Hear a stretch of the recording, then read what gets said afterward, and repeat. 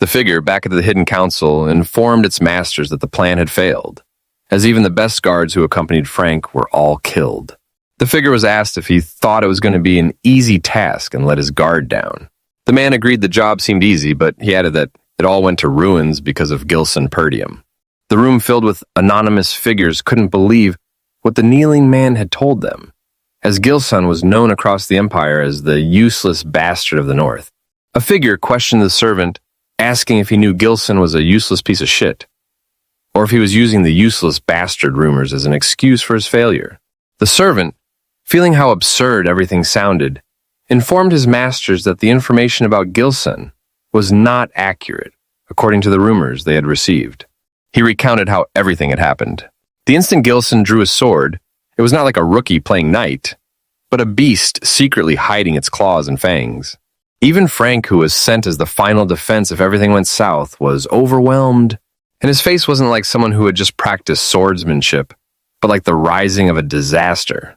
A calamity that once disturbed doesn't stop until everything it considers a threat is vanquished and destroyed. Where mercy isn't an option and only destruction remains. Completely different from the rumors spread about him. The servant told his masters not to worry, as the situation with the Degrade family would still cause a territorial war, and he begged his masters to give him another chance. This made the masters furious as they blamed the servant for not gathering proper information. The setback would be massive, and he couldn't even finish the easy mission he had been given. The masters all began chanting for the servant to be eliminated. Amongst the noise of the masters, a voice sounding like death itself echoed through the room. Far back in the chamber was a throne glazed by moonlight. A dark figure bathed in crimson light sat upon it, looking like the shadow of a devil. The figure asked what kind of chance the servant wanted. The servant knew if he didn't think fast, he would truly die, so he asked for a chance to get rid of Gilson. The figure asked how. The servant replied that he would make Gilson's death occur naturally, as he already had someone in mind. The masters became interested and asked who he had in mind. The servant replied that the person was Cain Logis, famous for his overwhelming strength and swordsmanship. Despite his young age, Hold up, wait a minute. Cain Logis was considered the epitome of strength, and he assured the masters and the figure that Cain had no equal among people his age in the North, adding that Cain was also Gilson's cousin. The servant was sure things wouldn't look suspicious if he made the two meet. The room went silent as the masters waited for a reply from the figure. And if you fail again, there won't be a next time. The servant immediately accepted the chance, promising he wouldn't disappoint them. At the Perdium Castle training hall, Old Man Fergus came in looking for Gilson, but what he saw was a blue mana thread moving like a shooting star. The thread was entangled around a sword, which was pulled toward Gilson as he caught it and swung the blade with precision. Gilson finally noticed Old Man Fergus and asked what he was doing there.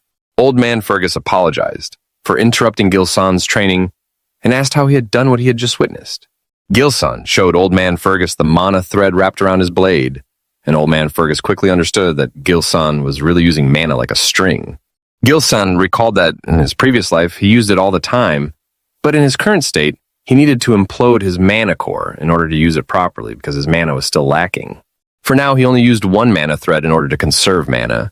Old Man Fergus was surprised, as even for a veteran like him who thought he had trained his mana to the peak of his capabilities, he had never seen anything like this. Just a while ago, he didn't even use mana or train, Old Man Fergus thought to himself. He was shocked that Gilson was able to come up with the idea of using mana the way he was witnessing now. Anyway, young master, I came by just to thank you for protecting the young lady. Thank you, young master Gilson.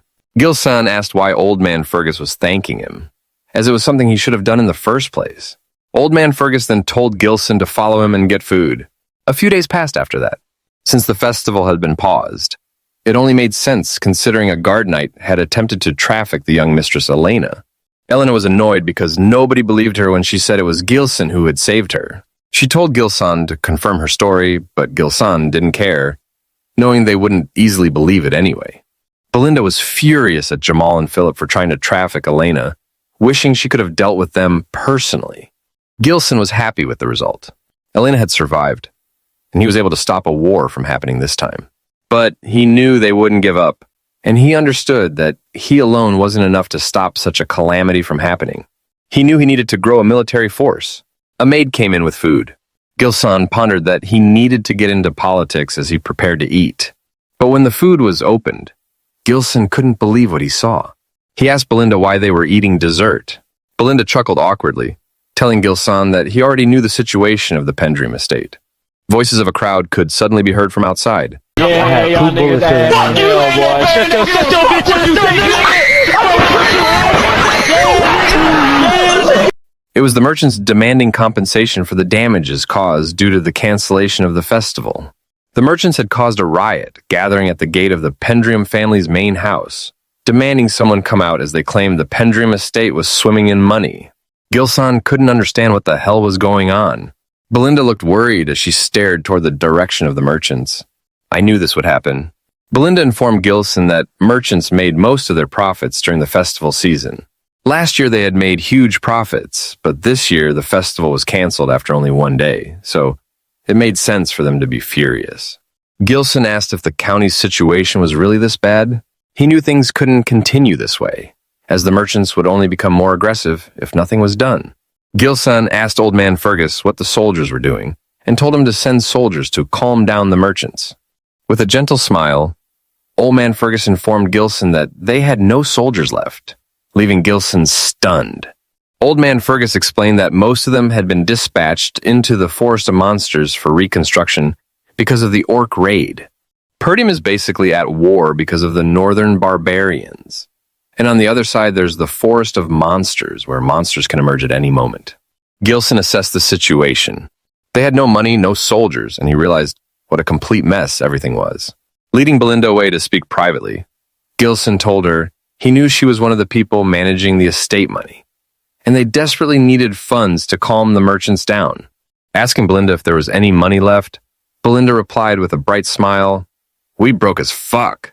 The difference between us and the homeless is that we homeless with insane fresh drip." Belinda reminded Gilson that he had previously given money to his gambling friend who scammed him. The idiot had convinced him that betting on black was the way, forgetting the guy was colorblind and probably couldn't even tell what color grass was. Yet Gilson trusted him with estate money. Gilson couldn't believe if he was just an idiot or an idiot lacking skill. Still not believing it, Gilson begged Belinda to lend him money, but Belinda replied that the word money had become so rare in the estate it was basically a myth now. Even though everything was ruined, Gilson knew he still had to oar a farm. Sitting down dramatically, he performed the sun-kissed technique while staring toward the distant horizon. But Gilson knew he urgently needed money. He couldn't just sit around and do nothing. Footsteps were suddenly heard as Ricardo arrived at Gilson's room, calling out his name. Gilson asked why they were in such a hurry and what the problem was. Ricardo, fear visible in his eyes, informed him that Kane wanted to see him. Gilson's mind seemed to go blank for a moment the instant he heard the name Kane. On the other side, the night captain had already been beaten to a pulp trying to hold his ground. Before he could react, a fist crushed into his face like a hammer. Another fist slammed into the squad captain's chest, his armor looking like paper, as it failed to help at all. Crashing down before our protagonist, the squad captain apologized to Gilson while calling out his name, his consciousness becoming hazy. His hands are thick with grip. He must be a professional meat beater. "Oh shit, I didn't come with gloves this time," Gilson pondered. "If that's the case, I'm dealing with a goon legend." "There you are," Kane spoke, catching Gilson's attention. Like a mountain, he towered over Gilson like a giant. "Hello, Gilson," Kane spoke. "Hello, Meat Beater 3000, Gilson replied.